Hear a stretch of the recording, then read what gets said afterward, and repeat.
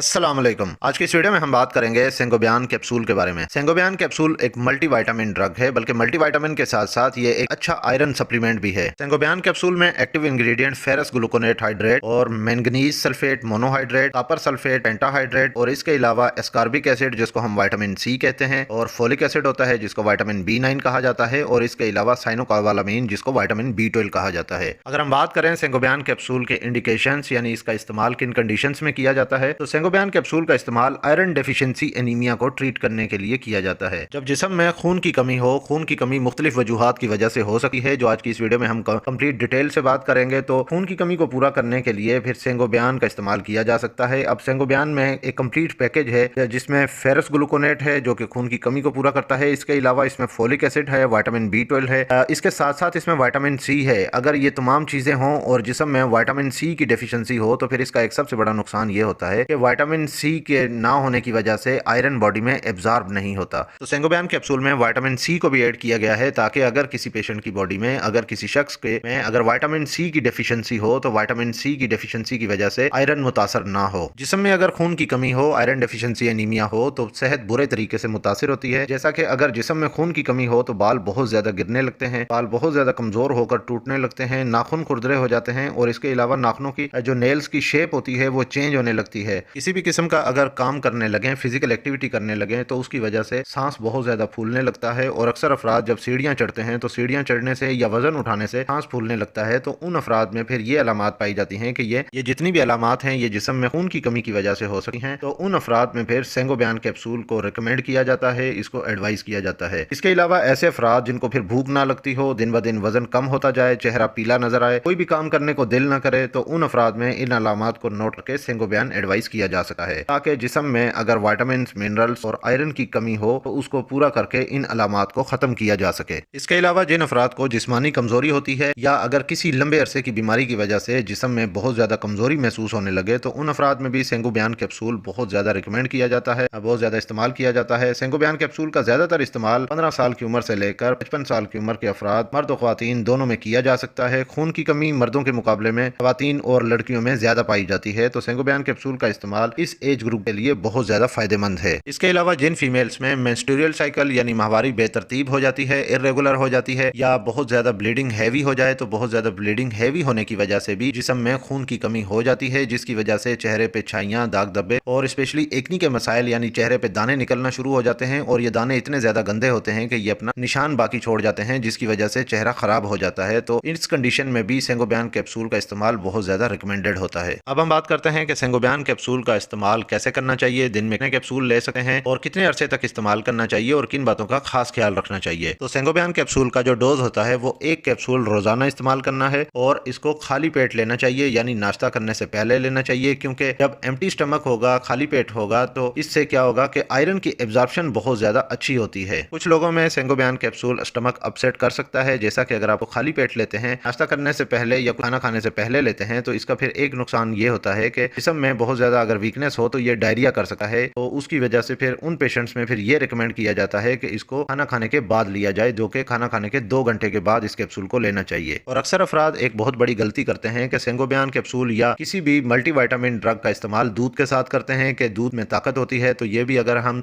दूध के साथ साथ मल्टीविटामिन ड्रग का इस्तेमाल करें तो इसमें मजीद फायदा होगा और ये मजीद ताकत देगा। एक बात जहन में रख लें कि सेंगोबियान कैप्सूल का इस्तेमाल या जिन मल्टीविटामिन ड्रग्स में आयरन हो वो कभी भी दूध के साथ नहीं लेनी चाहिए, क्योंकि दूध में कैल्शियम होता है। जब कैल्शियम और आयरन हम इकट्ठी लेते हैं तो उसका एक सबसे बड़ा नुकसान ये होता है कैल्शियम आयरन को बाइंड ही नहीं करने देता जिस्म में, और बॉडी में जब वो बाइंड ही नहीं होगा तो वैसे का वैसा ही कैल्शियम बॉडी से एक्सक्रीट करवा देगा, यानी आयरन को जज़ब ही नहीं होने देगा और जिस्म में खून की कमी वैसे की वैसी ही रहेगी, चाहे आप जितना मर्जी अरसा उसको इस्तेमाल करते रहें। तो इसका सबसे बेहतरीन इस्तेमाल यही है, बेहतरीन तरीकेकार यही है कि आयरन वाली मेडिसिन या सेंगोबियान कैप्सूल को हमेशा पानी के साथ इस्तेमाल करना चाहिए। और अगर आप दूध का इस्तेमाल कर रहे हैं, दूध लेना चाहते हैं, तो सेंगोबियान कैप्सूल खाने के बाद आप 2 घंटे के बाद दूध पी सकते हैं। और ये बात भी जहन में रख लें कि सेंगोबियान कैप्सूल का इस्तेमाल चाय के साथ या कॉफ़ी के साथ या योगर्ट यानी दही के साथ बिल्कुल भी इस्तेमाल नहीं करना चाहिए। सेंगोबियान कैप्सूल का लेने का बेहतरीन वक्त जो होता है वो सुबह का वक्त होता है। सेंगोबियान कैप्सूल आप नाश्ता करने के 2 घंटे के बाद ले लें या आप इसको खाना खाने से पहले, नाश्ता करने से पहले आप ले सकते हैं। इसका अगर बेहतरीन टाइम अगर हम देखें तो वो सुबह 10 से 11 बजे है। अगर आप सुबह 8 बजे 9 बजे नाश्ता कर लेते हैं तो आप 11 बजे ये कैप्सूल ले सकते हैं। और इस कैप्सूल को लेने के लिए एक टाइम सेट कर लें और उसी टाइम पे ही रोजाना कैप्सूल ले लें। और जो अफराद नाश्ता देर करते हैं तो फिर उन अफराद के लिए ये रिकमेंड किया जाता है कि सेंगोबियान कैप्सूल का इस्तेमाल हमेशा आप दोपहर के टाइम करें। दोपहर के वक्त आप किसी भी वक्त ले सकते हैं, लेकिन कोशिश करें कि शाम 4-5 बजे से पहले पहले ये कैप्सूल को ले लेना चाहिए। और सेंगोबियान कैप्सूल का इस्तेमाल रात को बिल्कुल भी नहीं करना चाहिए, क्योंकि रात को जब आप मल्टीविटामिन ड्रग्स का इस्तेमाल करते हैं तो हमारा मेटाबॉलिक सिस्टम जो है वो, हमारी जो अंदर मशीनरी सिस्टम है वो स्लो हो जाता है, जिसकी वजह से जब आप आयरन सप्लीमेंट लेते हैं या कोई भी मल्टीविटामिन ड्रग लेते हैं तो मेटाबॉलिक सिस्टम रेट जो है वो कम होने की वजह से, स्लो होने की वजह से फिर वो अच्छे तरीके से एब्जॉर्ब नहीं हो पाता, जिसमें स्टमक अपसेट रहते हैं, नींद में खलल पैदा होता है और आपको मैदे में हैवीनेस महसूस हो सकती है, मैदा भारी भारी महसूस हो सकता है। तो मल्टीविटामिन ड्रग्स या सेंगोबियान कैप्सूल का इस्तेमाल हमेशा दिन के वक्त करना चाहिए, क्योंकि दिन के वक्त फिजिकल एक्टिविटी भी ज्यादा होती है और आपका जो मेटाबॉलिक सिस्टम है वो भी अच्छे तरीके से काम कर रहा होता है। और सेंगोबियान कैप्सूल का इस्तेमाल करते वक्त पानी का ज्यादा से ज्यादा इस्तेमाल करें। रोजाना कम से कम 8 से 10 गिलास पानी लाजमी पिए ताकि अच्छे तरीके से डाइजेस्ट हो सके। जब मल्टीविटामिन सप्लीमेंट्स का इस्तेमाल करवाया जाता है तो मल्टीविटामिन सप्लीमेंट्स के साथ साथ पानी का इंटेक भी ज्यादा करना होता है। अब हम बात करते हैं कि सेंगोबियान कैप्सूल का इस्तेमाल कितने अरसे तक करना चाहिए। तो सेंगोबियान कैप्सूल डिपेंड करता है आयरन डेफिशिएंसी एनीमिया पे, यानी जितनी जिस्म में खून की कमी होगी उतने अरसे को बढ़ाया जा सकता है। अगर हम जनरली बात करें तो सेंगोबियान कैप्सूल का इस्तेमाल 3 से 4 महीने मुसलसल इस्तेमाल किया जा सकता है। और जिन फीमेल्स में या जिन पर्सन्स में, जिन अफराद में जिस्म में खून की कमी ज्यादा हो तो उन अफराद में 5 से 6 महीने तक भी मुसलसल इस्तेमाल करवाया जा सकता है। अब हम बात करते हैं कि सेंगोबियान कैप्सूल का इस्तेमाल किन अफराद को इस्तेमाल नहीं करना चाहिए या किन अफराद को बहुत एहतियात से इस्तेमाल करना चाहिए। ऐसे अफराद जो गुर्दों के मरीज हों या उनके किडनी फंक्शंस डिक्रीज हो चुके हों, वो बहुत अच्छे तरीके से काम ना कर रहे हों, तो ऐसे अफराद में सेंगोबियान कैप्सूल का इस्तेमाल बहुत एहतियात से इस्तेमाल करना चाहिए। और इसके अलावा जिन पेशेंट्स को डायरिया हो, एक्टिव डायरिया हो, तो उन पेशेंट्स को भी, और स्टमक अल्सर हो तो स्टमक अल्सर होने की वजह से भी सेंगोबियान कैप्सूल का इस्तेमाल उन दिनों में नहीं करना चाहिए। इसके अलावा जिन पेशेंट्स को जीआई प्रॉब्लम हो यानी इंटेस्टाइनल एब्जॉर्प्शन के इशू हैं, उनकी बड़ी आंत जो है वो अच्छे तरीके से एब्जॉर्ब ना कर रही हो, जिसकी वजह से पेट में मरोड़ पड़ रहे हों, और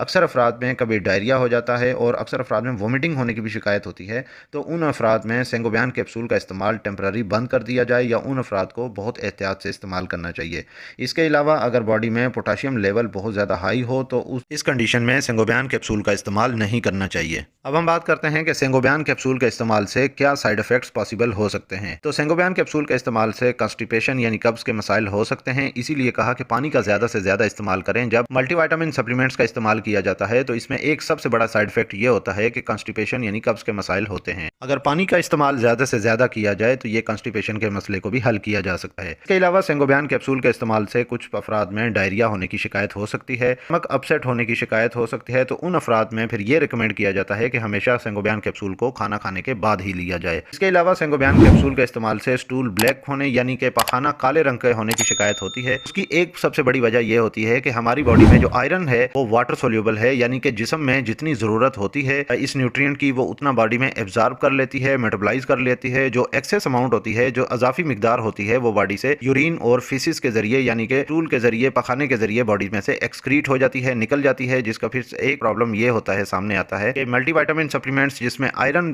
पाया जाता हो तो आयरन की वजह से स्टूल काले रंग के होते हैं, पखाने काले रंग के आते हैं। तो इसमें परेशानी की कोई बात नहीं है, ये नॉर्मल है। जब आप सेंगोबियान कैप्सूल का इस्तेमाल बंद कर देंगे तो स्टूल का कलर नॉर्मल हो जाता है। इसके अलावा कुछ पेशेंट्स में सेंगोबियान कैप्सूल के इस्तेमाल से डिजीनेस होने की शिकायत या हेडेक या सर भारी होने की शिकायत हो सकती है, जो कि ये भी नॉर्मल है और कुछ दिनों के बाद ये भी खत्म हो जाती है। सेंगोबियान कैप्सूल के लिए एक अहम बात यह भी है कि जैसा कि ये टेम्परेचर सेंसिटिव आइटम है, इसका जो टेम्परेचर होता है वो 8 डिग्री से 8 सेंटीग्रेड से 15 सेंटीग्रेड के दरमियान इस मेडिसिन को रखना चाहिए, जो कि रेफ्रिजरेटर में रखा जाता है या कमरे में किसी ऐसी जगह पे रखा जाता है जहां पे 15 सेंटीग्रेड से ज्यादा दर्जा हरारत ना जाए, उससे ऊपर ना हो। तो इस कंडीशन में फिर सबसे बेहतरीन इस्तेमाल यही है कि फिर इसको रेफ्रिजरेटर में रखा जाए ताकि इसकी एफिकेसी को मेंटेन किया जाए, इस मेडिसिन का असर बरकरार रहे। क्योंकि जब टेम्परेचर से आउट हो जाती है मेडिसिन, टेम्परेचर ज्यादा होने की वजह से फिर उनमें एक नुकसान सबसे बड़ा ये होता है कि उस मेडिसिन में से एफिकेसी खत्म हो जाती है, उसका असर खत्म हो जाता है। फिर हम जितनी भी वो मेडिसिन